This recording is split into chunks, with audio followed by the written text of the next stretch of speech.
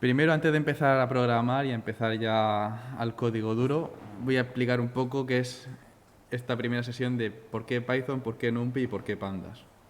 Si entramos aquí, nos lleva a esta parte y quiero contaros un poco la historia, empezar desde el principio. Actualmente, el mundo de la ciencia de datos existen dos lenguajes.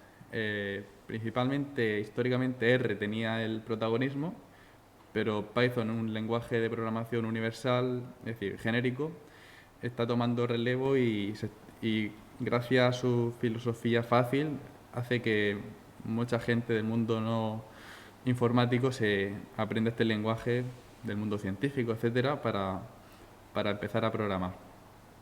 Tenemos la suerte de que Python es uno de los lenguajes más fáciles para empezar a aprender y este es el lenguaje Python el que va a dominar el curso y vamos a aprender esta primera sesión y usarlo en las futuras sesiones.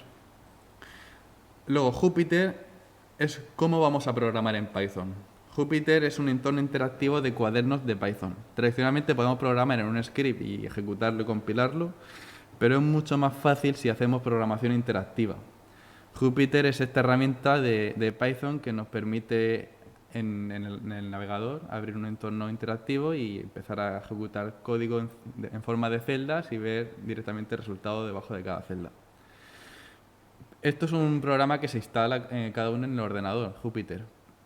Pero para hacerlo más fácil, existen entornos ya online de Jupyter, como por ejemplo Colab, que es de Google, que es un entorno gratuito de Jupyter que no requiere configuración y se ejecuta directamente en la nube, por nosotros sin instalar nada. Además, Colab nos ofrece hardware que casi seguro ninguno de nosotros tendremos, como una GPU, una TPU, nos permite ejecutar todas estas funciones de datos mucho más rápido, ya lo explicaremos. Pero esto nos lo da de gratis. Colabs nos da un entorno online y directamente con un hardware bastante potente. Y esta es la forma donde vamos a trabajar, en cuadernos de Colab.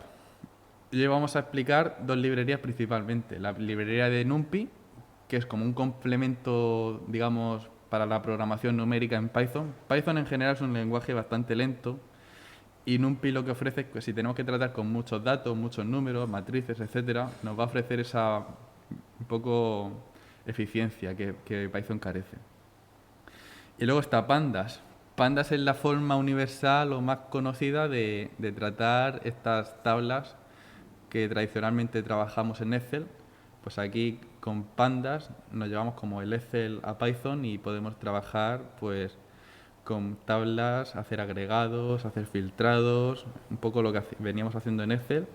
Podemos cargar archivos Excel, archivos CSV, para empezar a hacer la programación de datos de tablas que veníamos haciendo tradicionalmente en otros programas.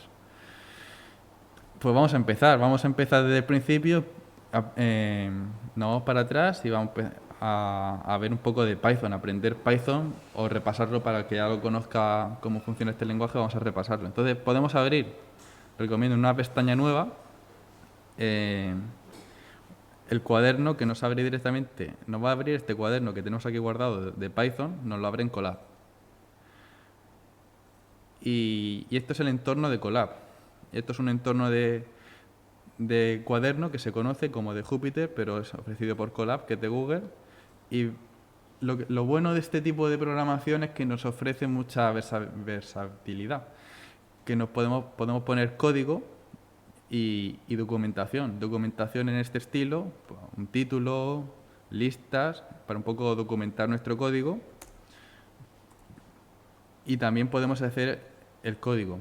Este tipo de documentación se llama lenguaje Markdown, que es bastante fácil de aprender. Simplemente con poner títulos, barra, ya hacemos una documentación bastante pues eso, visible y entendible. Y luego están las celdas. Esto ya es programación de Python. Entonces vamos a empezar. Introducción a Python. Vamos a aprender básicamente lo que es el lenguaje básico, pero también un poco orientado de cómo utilizamos Python para la ciencia de datos. Vamos a empezar desde el principio repasando los tipos de datos, estructuras, flujos, etc. ¿Qué versión de Python vamos a utilizar? Vamos a utilizar la versión 3. ¿Cómo podemos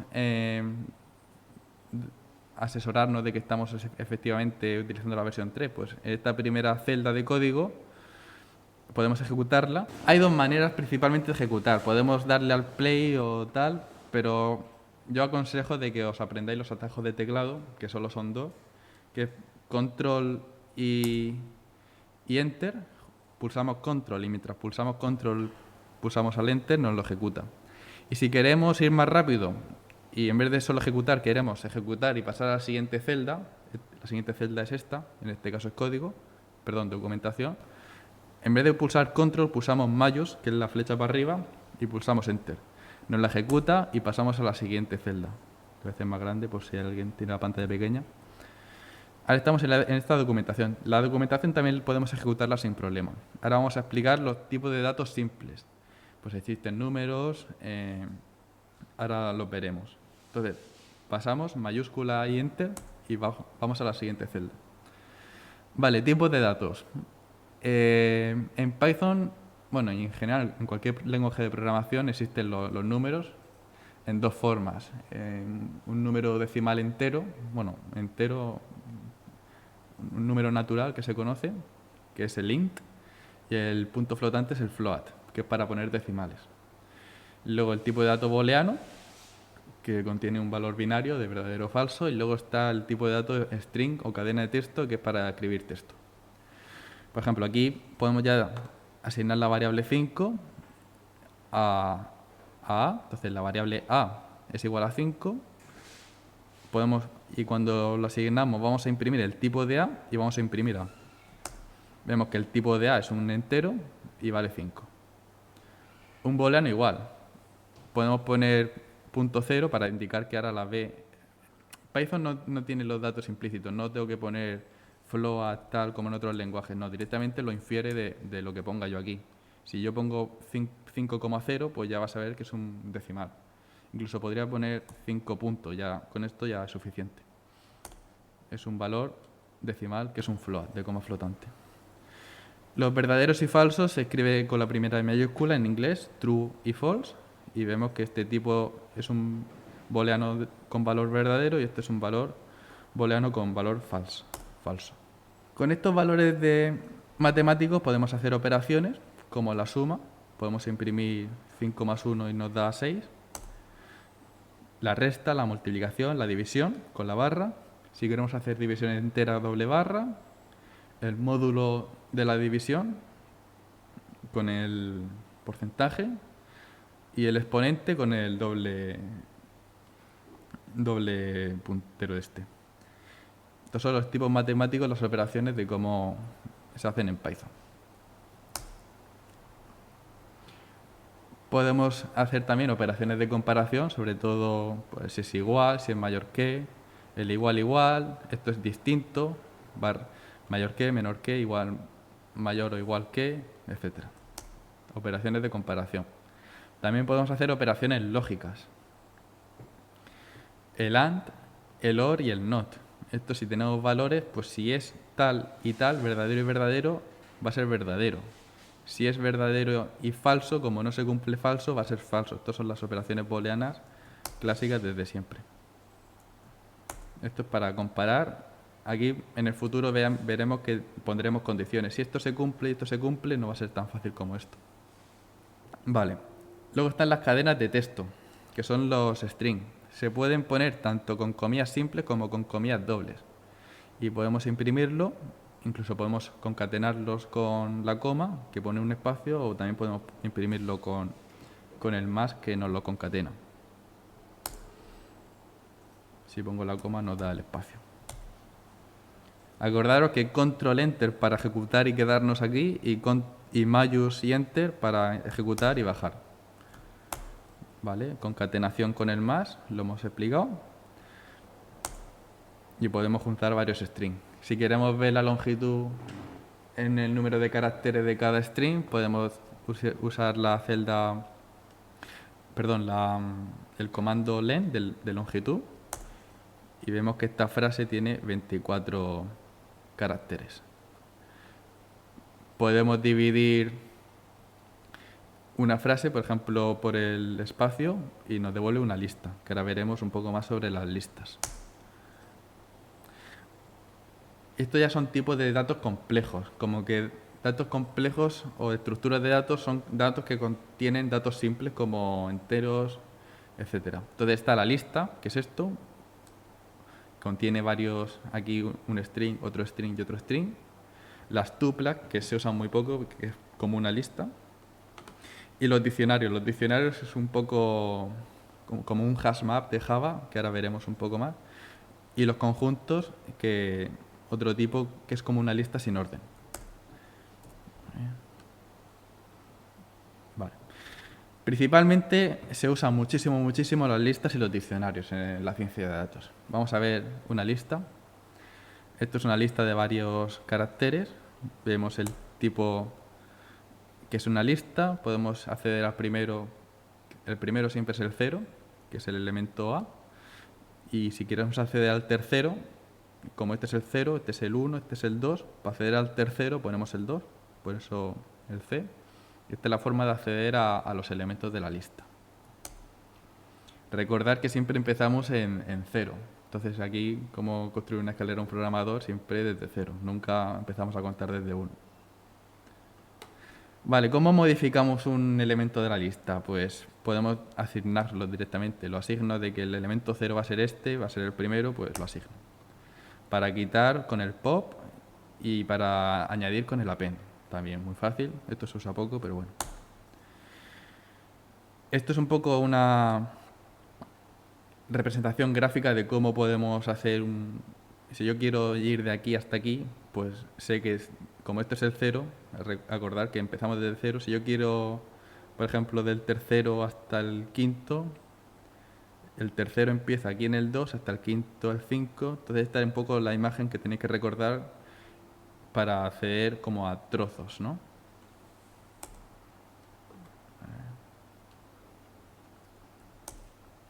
También puedo acceder desde, si no pongo nada, desde el principio. Esto es, por ejemplo, desde el principio hasta el elemento -5. Entonces me dará prog, ¿no? Prog. O si quiero acceder desde el 5 hasta el final, pues pongo y me sale esto, etcétera. Entonces, la forma de acceder, que se puede acceder de muchas maneras a la lista.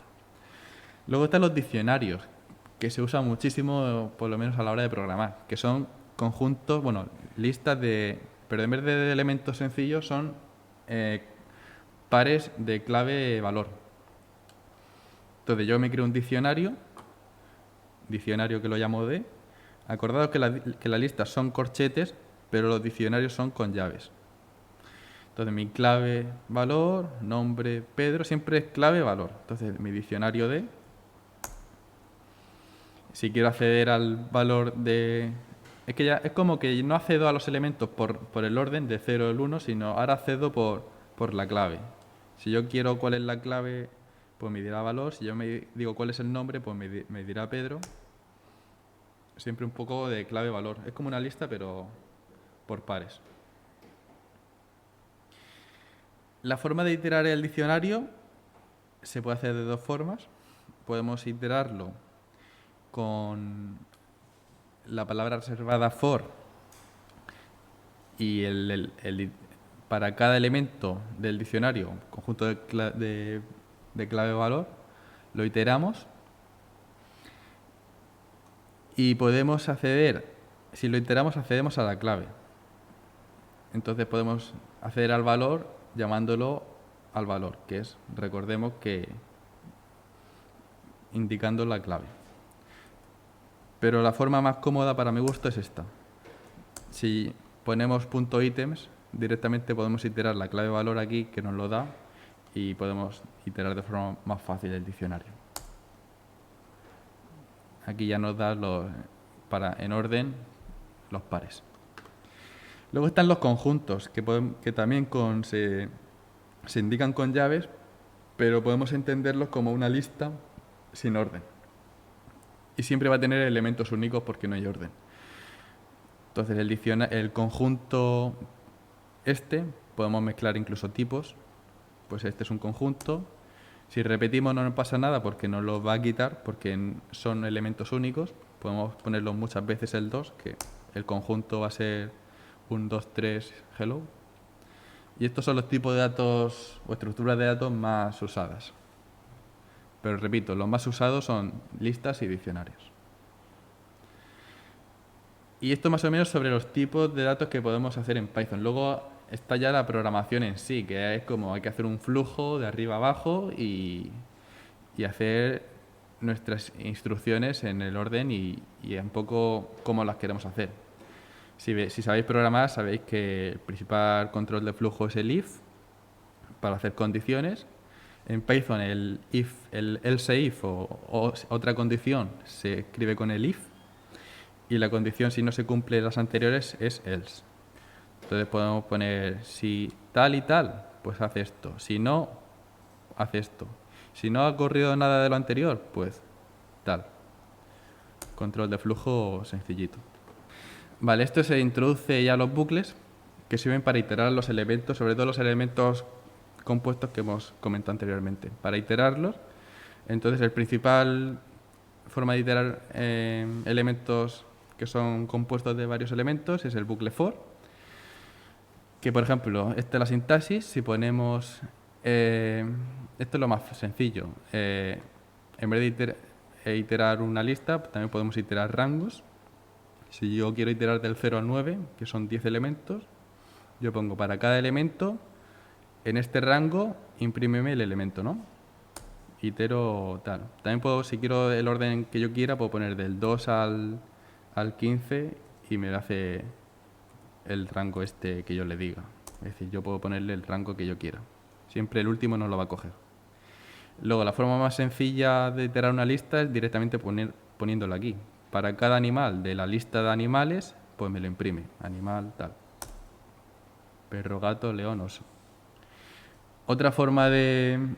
Si yo quiero para cada uno que me diga el índice en orden, que esto se usa mucho también para tener un orden e imprimirlo, es poniendo la palabra reservada enumerate. Entonces, ahora automáticamente voy a tener que poner el orden del número y esto es como que nos añade el número delante y lo puedo imprimir. O lo puedo imprimir al final también. Es porque lo podemos poner donde queramos realmente. Y así podemos iterar y cada uno va a tener en el orden en que se ejecuta. Iterar un diccionario, ya lo hemos comentado, con .items. Tengo este diccionario, pues lo pongo, está clave, valor, y hago dentro lo que quiera, pues lo imprimo. El animal, que es la clave, hace el sonido, tal, que es el valor. El perro ladra, etc. Otra forma que se usa muy poco es el bucle while, pero también que no es la forma de iterar, digamos, explícita, que yo le digo itera tal como en el for, sino el bucle while es itera hasta una condición. Por ejemplo, hasta que el contador llega a 10. Pues itero hasta que la condición, esto no se cumpla. 0, sumo 1, esta es la forma de sumarle más 1 al contador, que esto es lo mismo que poner contador es igual a contador más 1, así. Itera. Y cuando ya el contador vale 10, pues ya para. Y esto sí que prestar atención porque se usa muchísimo en la ciencia de datos. Por ejemplo, una forma de iterar una lista y añadir elementos es con este código, que es bastante, digamos, largo. Me creo una lista vacía y, por ejemplo, yo quiero hacerme una lista del 1 al 10, ¿cuál es su cuadrado? ¿No? Pues yo quiero tener una lista como esta, el 0, 1, 4, 9, 16. Pues tengo que hacerme una lista vacía, iterar el número de elementos que quiera y ya a la lista vacía añadirle este número que estoy iterando elevado al cuadrado. Pero gracias a list comprehension o compresiones lo puedo hacer directamente indicándolo entre los corchetes. Devuélveme esto es lo que me devuelve, es decir, el cuadrado, para cada número del 1 al 10. Pues ya está. Para cada número del 1 al 10 devuélveme el cuadrado. Mucho más sencillo y mucho más... Esto se usa mucho. También, por ejemplo, si yo quiero otra forma que no sea el cuadrado, para convertir una cadena de texto a mayúscula. Pues para cada letra de la cadena de texto, ¿qué me devuelves? Me vas a devolver la letra hecha en mayúscula. Pues ya está. Con los diccionarios igual, también puedo hacer lo mismo con diccionario. Ahora con llaves y los cuadrados, lo que pasa es que el diccionario, recordar que tiene claves de pares valores. Entonces, si yo quiero hacerme los cuadrados indicando cuál es su cuadrado, de dónde venía, puedo hacerme de dónde venía, que es la clave, y el valor, el cuadrado. Entonces pues, tendremos como resultado, pues el cuadrado del 3 es el 9. Y tenemos aquí los cuadrados ordenados para cada elemento. Y luego ya hemos acabado ya los tipos de datos y empezamos las funciones. La función se puede entender como un bloque de código reutilizable que una vez creado la función pues podemos llamarla en cualquier momento. Por ejemplo, la función es primo, nos dice si un número es primo o no. Aquí tenemos if, tenemos for, etc. No voy a entrar a ver cómo es la función de un número es primo porque no es lo que toca. Simplemente que para definir una función, acordaros de definir, poner este def que viene en inglés de define. En otros lenguajes también se usa el def, pero bueno, esto es un poco que al principio cuesta de recordar. Entonces, def, el nombre de la función y los parámetros de la función. Por ejemplo, ahora la quiero llamar, es primo, le paso el parámetro, es primo el 7 y lo imprimo. Pues el 7 no es primo. Luego la llamo otra vez, es primo el 8, tal. Y estas son las funciones. Aquí podemos poner lo que queramos y siempre con return devolver lo que queramos. Incluso hay funciones que no hace falta return. Si yo quiero que la función haga cosas y no devuelva nada, también puedo hacer. Y si también quiero que una función tenga varios parámetros, puedo poner parámetro 1, parámetro 2, etcétera. Puedo poner aquí tantos parámetros y devolver lo que quiera. También puedo devolver, aquí porque estoy devolviendo true o false, pero puedo devolver también varias cosas. Puedo devolver con coma, esto es correcto. Entonces, por ejemplo, si devuelvo 5, por ejemplo, imaginaros que aquí siempre voy a devolver 5. Mira lo que devuelve. Pues devuelve que es true y como estoy devolviendo también 5, esto es una tupla que hemos visto antes. También sirve para devolver varias cosas de golpe. Y ya por último, lo que voy a explicar de Python son las clases.